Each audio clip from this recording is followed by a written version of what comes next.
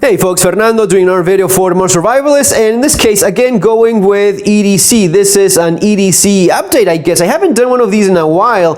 This is some of the stuff I've been carrying these last few days. Not a lot of difference from the usual stuff, but little things here and there, and again, sharing a bit of my experience, my opinion regarding these things, and maybe that will help you out. Look, I've been doing lots of videos regarding the political stuff going on. I think it's extremely important. This is important as well. In fact, so many times people get lost on a bunch of stuff for preppers, for survivalists, and they don't actually use that, or it's not that they don't use it, they don't actually have a need for it, or the need they think they will have for it eventually is probably not so. In terms of EDC, that is the stuff you have when you need it the most. So I feel that is something that deserves quite a bit of your attention, and if you plan it accordingly, if you adapt it, of course, to your needs and to your own reality. It's not the same thing if you are a guy working in an office all day long, if you work in a factory, if you're all day on a plane traveling around for work, or working in a field, or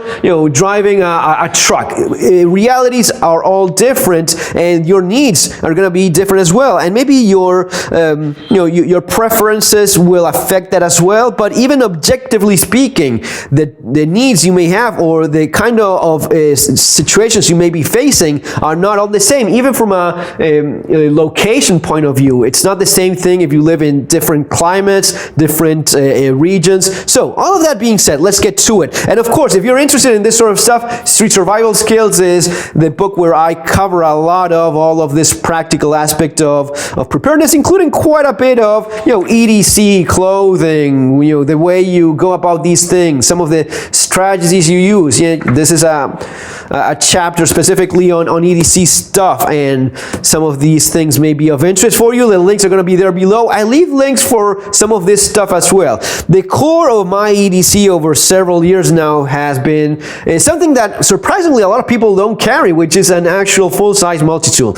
I just don't see how people get through the day without one, and whenever I'm feeling like I'm a little bit lazy and carrying less stuff, the thing that I don't compromise on is the multi-tool. The multi-tool is pretty much with me at all times. If I cannot have it for whatever reason, so be it, but I'll find some other way. Even when I'm going to places where I may have to actually leave it behind, I take maybe a cheaper multi-tool. I don't go without it if I can help that in any shape or form.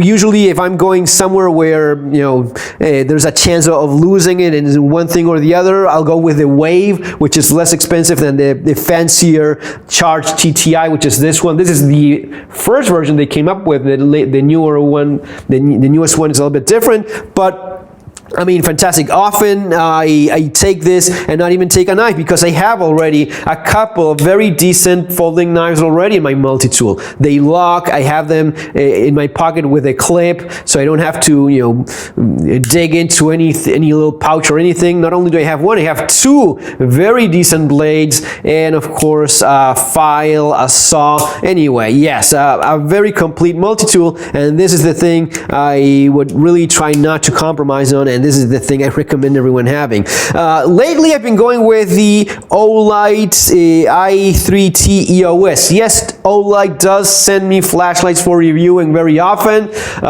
So does Thru and a bunch of other brands. This one in particular, I bought it out of my own pocket. I saw it on Amazon, like 15, 20 bucks. Don't remember exactly how much it was, but I'll leave the link there below. Check it out yourself. Just full disclaimer on that, I do get a lot of their stuff. This one I bought it myself, and I'm happy with it. This is a very decent little flashlight. I mean, it's not only decent, it's an excellent little flashlight. Very practical, minimalistic. Usually I go with a little bit of a larger flashlight, so you have a little bit more power. The thing is that these days, with the kind of technology available, you have like, I don't know even how much it is, like 200, 300 lumens. Anyway, you have a lot of light in there. You have those different modes, and Olight does have, I haven't had an Olight fail on me ever so far, and I have a bunch of them. So you have the moonlight mode, you have the more powerful one, which focuses. It's a nice thrower for its size. The reflector is very well designed. So you have a lot of Thru in a very tiny AAA flashlight, and I love the clicky. Usually the twisty is more reliable, and this is gonna be like your flashlight. It's gonna be lasting forever. This is rubber, and eventually it will degrade as years go by, but it is very practical, and that's one of the things I love about this little flashlight.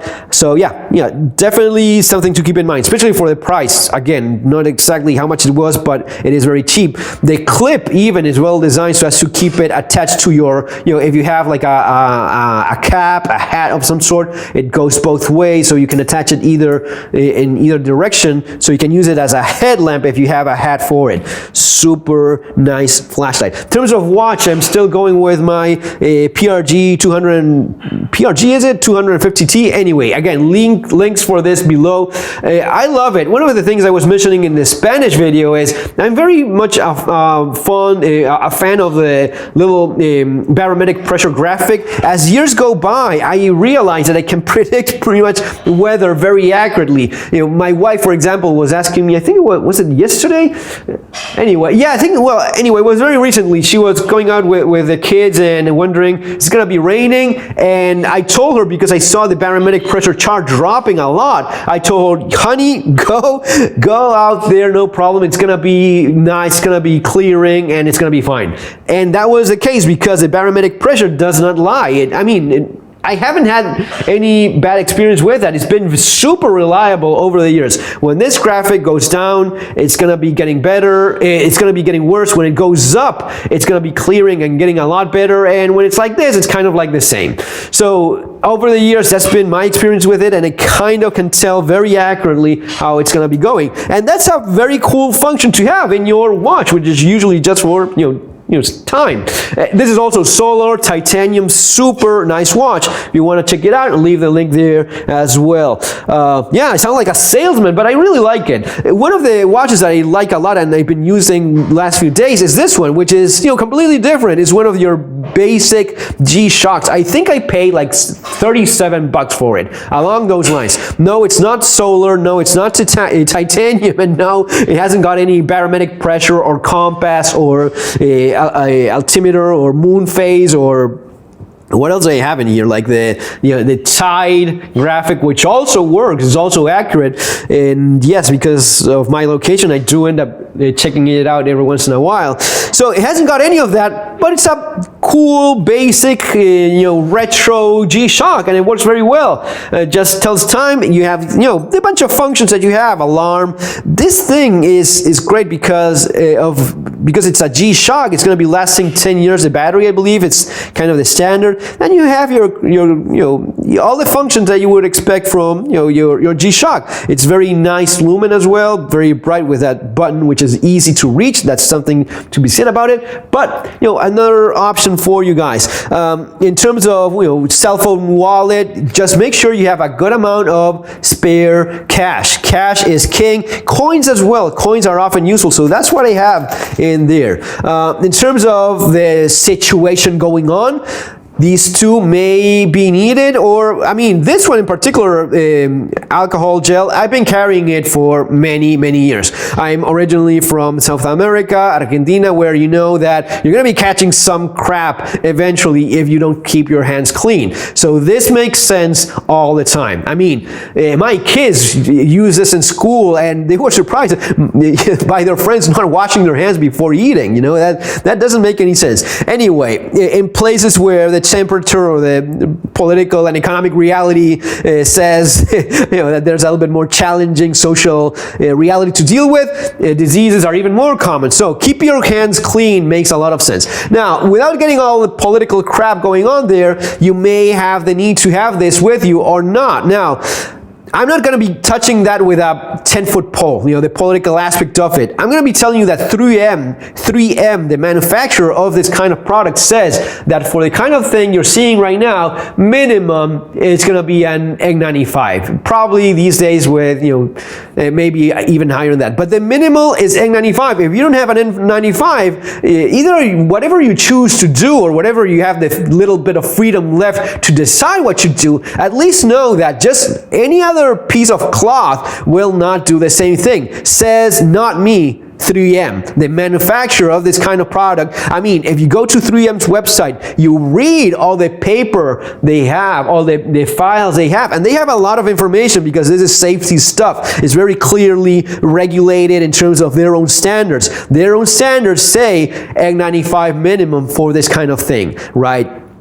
So if you want to use that, at least know what works and what doesn't. And if you have to use it because of regulations wherever it is that you are, then at the very least have something that may work if you end up needing it, or even if you end up needing it for something else, smoke, fires, debris, volcano eruptions, whatever it is. You want to have, I think that N95 is a good minimum for your masks in general, for your preps. This is N95, actually FFP3 is the one I had in my kits. I still have that, and it's closer to an N99 N100, which is a little bit better, but N95 is usually the minimum that you want to go for. And these ones fold very nicely. You throw it in the pocket if you have to use it for whatever place you're going to and they demand that of you.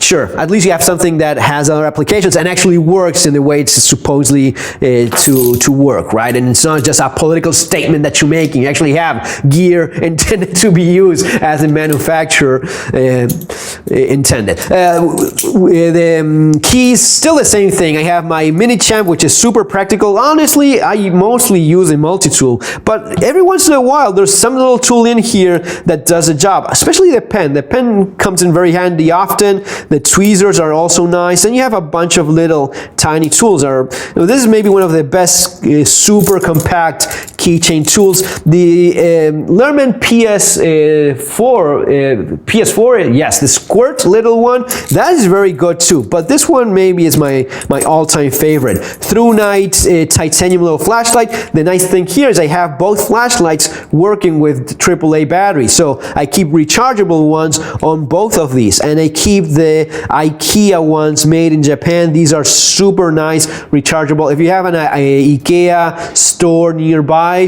drop by, buy some of these, made in Japan, as it says there. Probably the same manufacturer as Eneloop, based on everything I've been able to find out about these. And yes, nice little flashlight. Twisty, not as handy for some of the other stuff, but you still have you still have a nice flashlight. Maybe you end up using that one the most because of the clicky function. This being twisty like this, it's not always as handy, especially if you have this in your pocket. You just click on it, and the clicky on this one, it is very stiff. Stiff enough so as to not accidentally engage, if that's not the intention.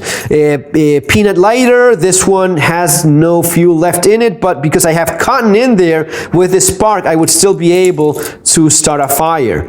And a little Pico primer. This is for scratching and prying a little bit stuff when needed. Anyway, guys, that's it for now. If you enjoy this video, leave a thumbs up, subscribe to the channel if you find this sort of stuff interesting, and the book is going to be available with the rest of the links there below. See you next time. Have an awesome day.